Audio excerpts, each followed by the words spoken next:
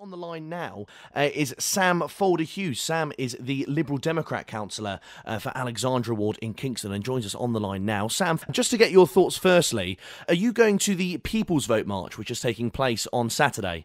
I am. I'm very excited. I've been to a few of these marches. I'm really passionate about the People's Vote cause. I think it'll be a really good thing for our country to get a say on the final deal. I think a lot of people are feeling quite anxious in Kingston about Brexit and the effect it's going to have on the borough. So it's quite nice as a councillor to be able to take part in that protest and to fight for that cause.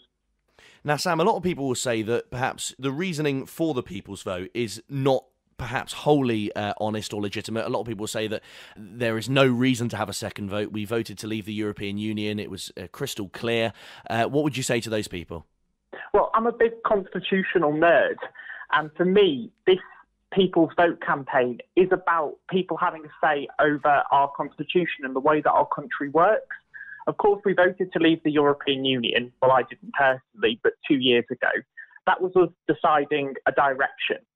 And now when we get this final deal, we have to decide whether that deal and that new settlement, that new way that our country will work is what we wanted 2 years ago. Because obviously, when people were voting 2 years ago, they weren't necessarily voting for a particular kind of Brexit or a particular flavour of Brexit. They were just setting out an intention that they wanted Britain to leave the European Union, but not necessarily thinking about, whether we would leave the single market, whether we would leave the customs union, not necessarily thinking about the kind of relationships that we'll have going forward with countries like Russia and America. So I think now we've got a much clearer picture of what Brexit will look like.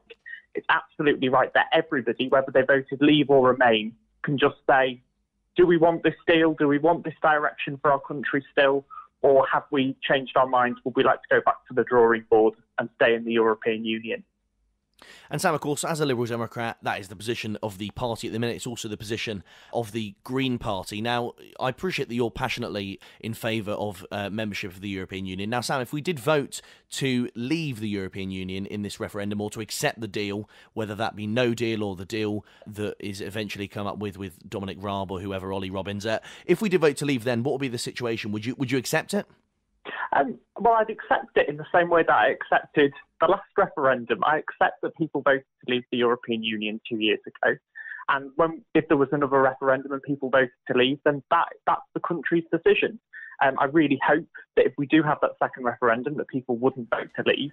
I don't think it would change my own personal view on where Britain should be in the world, just as, people trying to think of an example like Tony Benn, for example, who voted leave in, 1974. I don't think he changed his opinion overnight about Britain's direction and place in the world. So I think this is a really important point, that we shouldn't be expected to change our personal opinions on the basis of a referendum.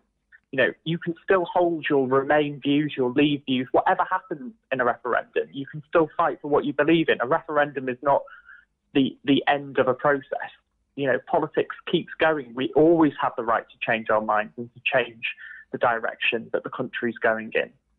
And of course, the People's Vote is gathering quite a bit of momentum, actually. If you look at, for instance, people like Sadiq Khan who've come out in favour. Obviously, Alistair Campbell seems to have been on board from the very start. There's some Tory MPs, Anna Soubry, Dominic Grieve, people like that seem to be getting fast on board. I mean, do you think there's a realistic, I appreciate you want it, but do you think there is a possibility that we will get a People's Vote now? Yeah, I really do. And I think there's a common majority building for a People's Vote. You're seeing people beyond the usual suspects on the Tory side. So people like Justine Greening, who's historically been very, very loyal to the Conservative Party, always stuck with the whip. And people like Justine are starting to rebel. This is not just the Anna Soubrys and the Nicky Morgans who are always for a People's Vote. We're starting to see a bit more momentum on the Tory benches. Labour MPs seem to be coming behind this as well. I feel quite positive, and I'm hoping, all we can do is hope. I think that we do get this People's Vote, and that we do get a chance to have a say on the final deal. Brilliant. Now, Sam, of course, you were elected in May of this year as a councillor for Alexandra Ward, as we said at the very start. Now, there was a policy announcement made. I don't know if it was first announced on Liz Green's Twitter, but that was certainly where I saw it, about it was announced on World Mental Health Day, and of course it was surrounding, well, I know the manifesto committed kind of the Lib Dems to appointing a mental health champion to ensure that policies take into account mental health, but I gather it's going to be 5 councillors on a committee each regarding mental health. What do you think about that policy decision? I think it's brilliant. I mean, you're it's hard to disagree with, isn't it? Saying that. It's not just that it's hard to disagree with, it's absolutely the right thing to do. Like, each one of these committees will take decisions that have implications on people's mental health. So, for example, I sit on the Housing and Planning Committee on the council. The decisions that we make about affordable housing and the kind of housing that we accept will have an impact on the way that people's lives and the way that they can keep themselves, mentally healthy. And I think it's really exciting that in Kingston that we're one of the first councils that have appointed a mental health champion, and we're perhaps the first, probably we may not be the first, don't quote me on that, and that's appointed one for each and every single one of the strategic committees. Do you think it's something that's likely to be replicated across different councils, perhaps firstly in London and then more across the board? Do you think other councils will hopefully kind of take a note of what Kingston has done? Yeah, I hope so. I really do hope so. I think it's going to be, when we've got some clear results from the mental health champions and we're able to, share with our, fellow councillors across London and across the country what we're doing, I'm hoping that other councils will decide to take this up as a scheme. Of course, in Kingston, we're doing a lot of, it's really exciting to be, a Liberal Democrat council in London. There's only 3 Liberal Democrat councils in London. So having these new ideas and having these new sort of perspectives on how local government should be run is really exciting, and we can hopefully, show Labour and the Tories a bit how it should be done. On the subject of the Kingston Lib Dems, of course, it was announced recently that Siobhan Benita, who was a member in Kingston, was and of course former mayor candidate, was going to be running or seeking the Liberal Democrat candidacy for Mayor of London in 2020. The shortlist has emerged. I don't know if it's fully public, but I've seen it in a few groups regarding the GLA and the mayor candidate. Have you made up your decision as to who you'll be supporting? Will Siobhan, as a fellow Kingston member, be getting your support? Well, Siobhan will be getting my vote. She's fantastic. I've been particularly impressed. I'd be voting for her even if she didn't live in Kingston. That's just a brilliant bonus. But I'm really, really impressed with her policy on a public health approach to violent crime in London.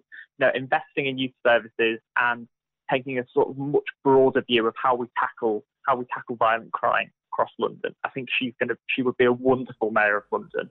I actually think as well that Lucy and Dinesh are fantastic candidates.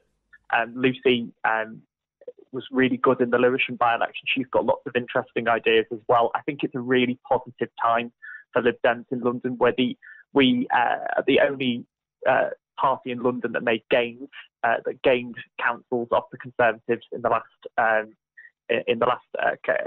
council election. So we're on the up, and it's quite exciting.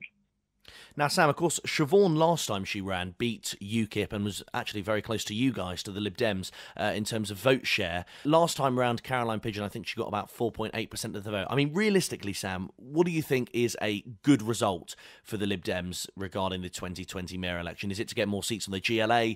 Is it to get third place ahead of the Greens? I genuinely think it's too early to call. I think a lot of people will look at Sean Bailey as the Tories candidate. They'll look at the kind of comments that he's making about multiculturalism and liberalism and sexual health, and they'll think that he doesn't represent London. And I hope that they'll look to us as an alternative, because there are a lot of Liberals in London who are voting Tory in places like Wandsworth, where they've been voting for Justine Greening for years, voting for a really, open, inclusive vision of Toryism that I don't think that the Tories really represent in London anymore. So I can't give you an exact figure of what I would like to see, but I would like to see us eating into a bit of that Tory vote and giving them a bit of a wake-up call in London, because I think they desperately need it. And Sam, lastly, while we have you on the line, of course, we mentioned about the Kingston Council policy regarding mental health in terms of the 5 mental health champions. You, of course, were elected this year in May. What further priorities or what further things do you want to see done in Kingston? What can the Lib Dems be pursuing? What do you want to see changed in Kingston? Well, lots of things is the simple answer. I think my sort of key focus is on youth services. I'm helping Councillor Diane White deliver the youth consultation that we promised in our manifesto. That's my background. That's what I really care about. So we'll hopefully have some announcement on how we're going to do that in the next couple of months, which I think one of the things that I've been really passionate about and pushing since I've been elected, with the Vote 16 motion as well, is improving the lives of young people in this borough, giving them more of a voice in how local governments run, really, and celebrating the fact that we do have a lot of talent and a lot of young people in this borough go on and do amazing things. And I think it's time that the council recognise that and included them more in the decisions that we make. Brilliant. Sam, if people want to follow your work, how can they do so? You're on Twitter, aren't you? I am on Twitter. So I'm on Twitter. It's SamF_H. And of course, if you're one of my residents, you can get my email address off the council website. I always respond to my emails. So perfectly happy to speak to anybody. Brilliant. Sam Foulder-Hughes, thank you very much for joining us on the line. Thanks, Henry.